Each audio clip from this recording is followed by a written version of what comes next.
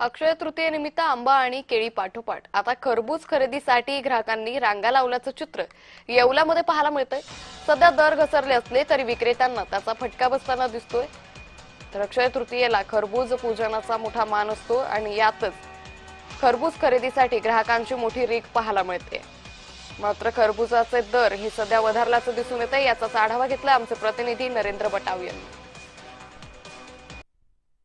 3.5 मुहूर्तापैकी एक सण म्हणून अक्षय तृतीया हा ओळखला जातो। आपण बघितलं तर येवल्यातील बाजारात आलो होतो। या ठिकाणी अक्षय तृतीयेला जसं करा केळी व आंब्यानंतर आता खरबुजाची देखील मोठी मागणी असते व नेमका मान हा खरबुजाला असतो।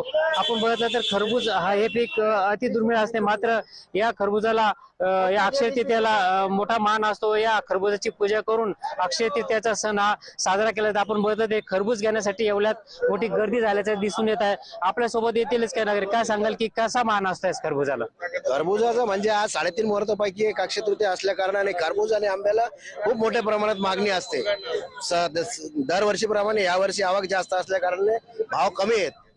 आपण बघितलं तर आपण बघू शकता की इकडे एक मोठ्या प्रमाणात खरबूज घेण्यासाठी येवलेकरांनी गर्दी केल्याचे यावेळी दिसून येत असेल। मोठी आवक असली तरी थोड्या प्रमाणात कमी दर होत आहे। पण आपण बघितलं तर खरबूज हा अक्षय तृतीयेला मेन पूजेचा मानकरी म्हणून मानला जातो। नक्कीच आता एक खरबूज घेण्यासाठी येवल्यात गर्दी झाल्याचं चित्र यावेळी दिसून येत आहे।